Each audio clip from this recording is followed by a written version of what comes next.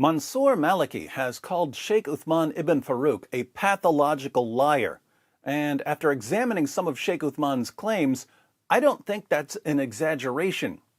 Mansour is one of several Muslims who've been exposing Sheikh Uthman for lying about Islam in order to appease his American audience and for being friendly towards non-Muslims. But while we all certainly respect the honesty and integrity of the Muslims who keep exposing Sheikh Uthman for lying, we can't stop wondering why they're exposing Sheikh Uthman. The reason we don't understand why Muslims like Mansour keep exposing Sheikh Uthman's lies is that we think the Muslim sources promote deception in certain cases. In other words, we think that when Sheikh Uthman lies to us in order to conceal his true intentions, he's doing exactly what he's supposed to do according to the Quran and Muhammad's companions. But this would mean that when Muslims like Mansour expose his lies, they're actually going against the teachings of Islam.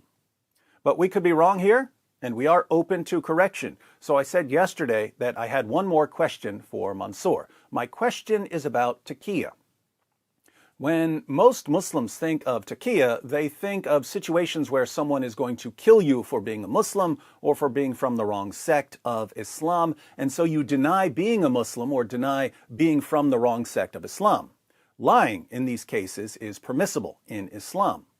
But there are other situations where lying is permissible, and as I'm reading the Quran and commentaries, Sheikh Uthman seems to be justified in Islam when he deceives us.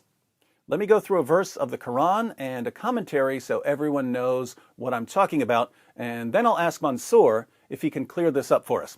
Surah 3, verse 28 of the Quran. Let not the believers take disbelievers for their friends in preference to believers. Whoso doeth that hath no connection with Allah, unless it be that ye but guard yourselves against them, taking as it were security. Allah biddeth you beware only of himself, unto Allah is the journeying. So, don't take non-Muslims as friends instead of Muslims. If you do, you have no connection with Allah, unless it's to guard yourselves against the non-Muslims. This sounds like it's saying, don't be friends with non-Muslims unless you're in a situation where being friends with them could help protect you. Notice, there's nothing in this verse about pretending not to be a Muslim. This verse is about pretending to be friendly instead of hostile. Let's read Ibn Kathir's commentary on this verse. The prohibition of supporting the disbelievers. Allah prohibited his believing servants from becoming supporters of the disbelievers, or to take them as comrades with whom they develop friendships, rather than the believers. Allah warned against such behavior when he said, and whoever does that will never be helped by Allah in any way. Meaning, whoever commits this act that Allah has prohibited, then Allah will discard him. So Allah will discard Muslims who become friends with non-Muslims. Similarly, Allah said, O you who believe, take not my enemies and your enemies as friends, showing affection towards them, until, and whosoever of you does that, then indeed he has gone astray from the straight path. Surah 60, verse 1. Allah said, O you who believe, take not for friends disbelievers instead of believers. Do you wish to offer Allah a manifest proof against yourselves? Surah 4, verse 144. And, O you who believe, take not the Jews and the Christians as friends, they are but friends of each other. And whoever befriends them, then surely he is one of them. Surah 5, verse 51. Allah said, after mentioning the fact that the faithful believers gave their support to the faithful believers among the Muhajirin, Ansar, and Bedouins, and those who disbelieve are allies of one another. And if you do not behave the same, there will be fitna and oppression on the earth, and a great mischief and corruption. Surah 8, verse 73. So, don't be friends with non-Muslims. But there's an exception.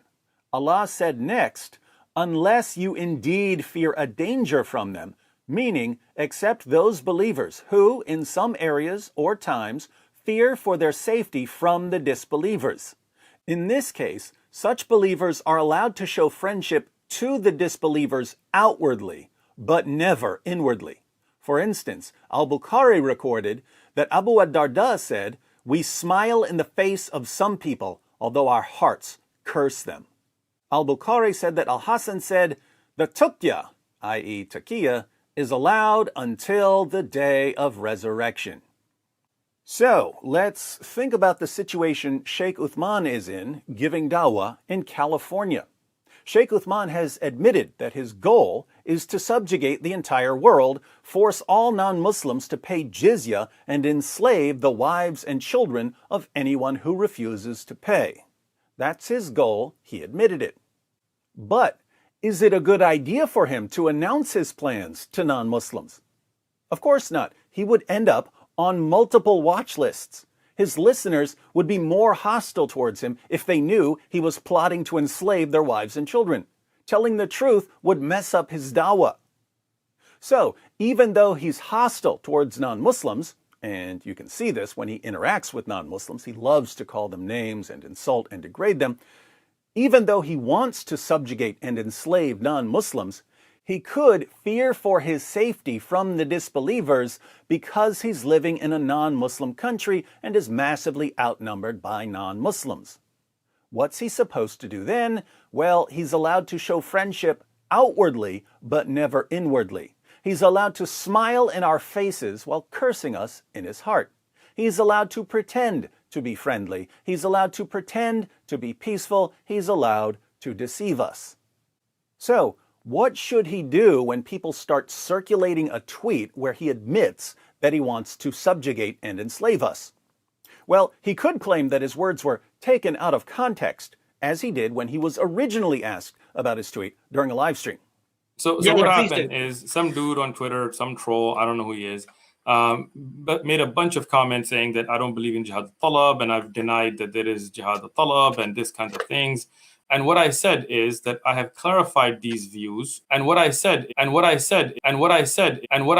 people have misconstrued that by cutting off the top part of the commentary. We have durus, and we're going to have in Zad al-Mustaqni', and which is what I said in the part of the comments that people cut off as well. And which is what I said, and which is what I said, and which is what I said, and which is what I said. If the context defense doesn't work, he can just say that someone else posted it.